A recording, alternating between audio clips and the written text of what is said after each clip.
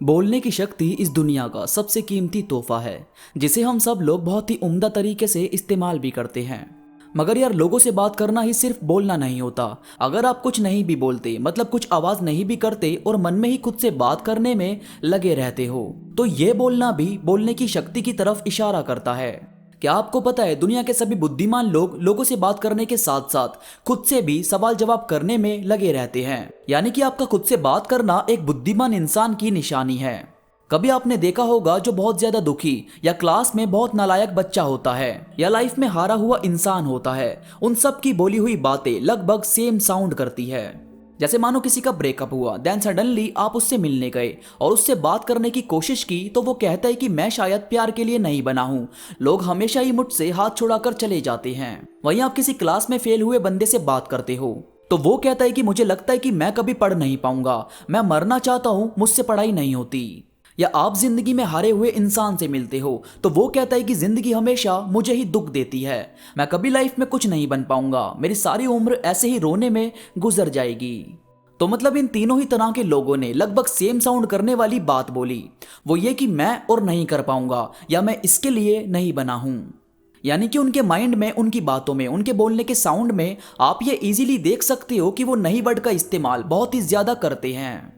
यानी कि अफर्मेशन की शक्ति, यानी कि खुद को सकारात्मक बोलने की शक्ति इसके उल्टा काम करती है। अब जैसे एक लड़का था, वो भाई पढ़ाई में बहुत ही ज्यादा नालायक था, मतलब ना तो वो खेल कूद में अच्छा था और ना ही किसी और चीज में। वो बस स्कूल आता, बैठता, थोड़ी मटरगस्ती करता और वापस घर निकल जाता।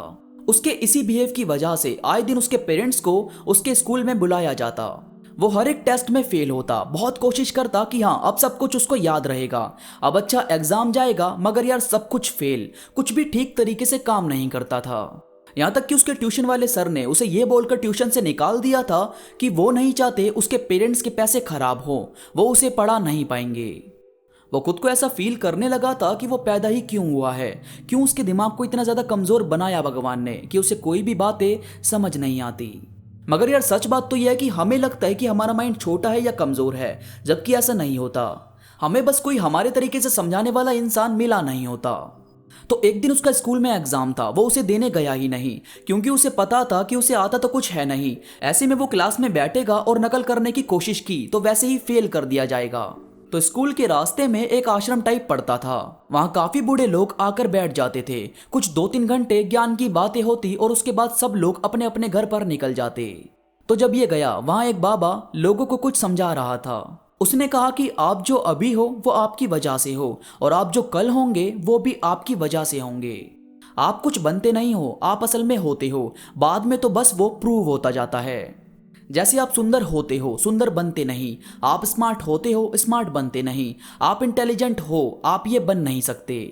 आप ये सोचना बंद कर दो कि आप कुछ बनोगे, आप बस ये सोचो कि आप हो, और फिर ऑटोमेटिकली आप उस डायरेक्शन में चलने लगोगे जो आपको ये प्रूफ करने में मदद करेगी कि हाँ आप थे और आप हो।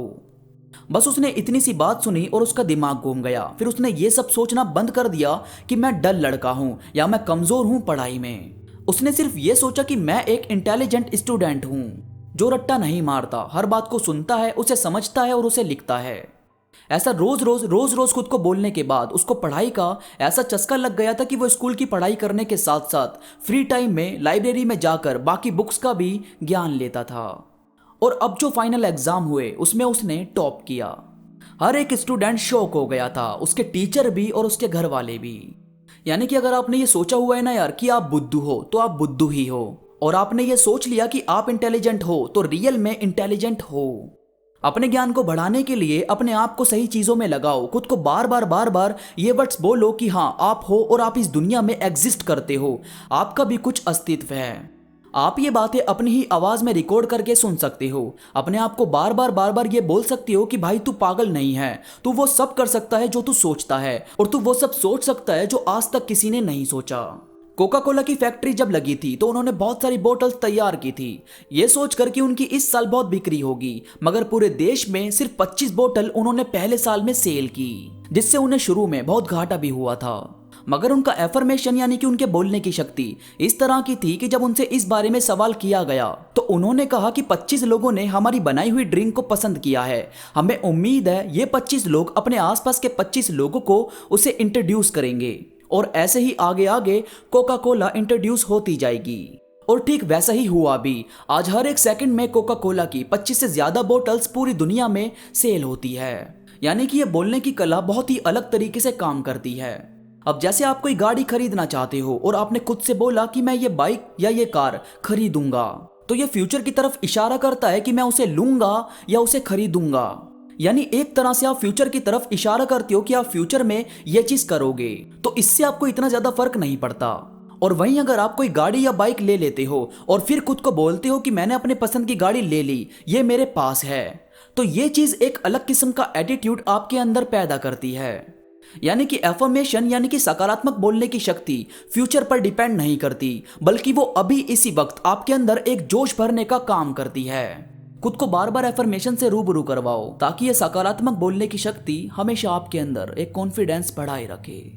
दोस्तों, उम्मीद करता हूँ आज की वीडियो आपके लिए बहुत बेहतरीन तरीके से काम करेगी। आज की वीडियो से आपको काफी कुछ नया सीखने को मिला होगा। वीडियो पसंद आई हो तो प्लीज लाइक करो और कमेंट करके मुझे जरूर बताओ। और भाई जितना हो सके शेयर करो इस वीडियो को अपने व्हाट्सएप ग्रुप में, फेसबुक पर, अपनी फैमिली, फ्रेंड और बाकी लोगों में। इसके साथ ही अगर आप अब तक मुझसे इंस्टाग्राम पर नहीं जुड़े तो प्लीज यार इंस्टा पर मुझसे जरूर जुड़ो। इंस्टा पर मैं काफी चीजें अपडेट करता रहता हूं जो मुझे यकीन है कि आपको जरूर पसंद आएगी। इंस्टाग्राम का लिंक नीचे डिस्क्रिप्शन में मौजूद है, तो प्लीज अभी जाकर मुझसे वहां जुड़ जाओ। तो इस वीडियो में बस इतना ही। मैं मिलूंगा आपसे नई वीडियो के साथ, तब तक के लिए धन्यवाद।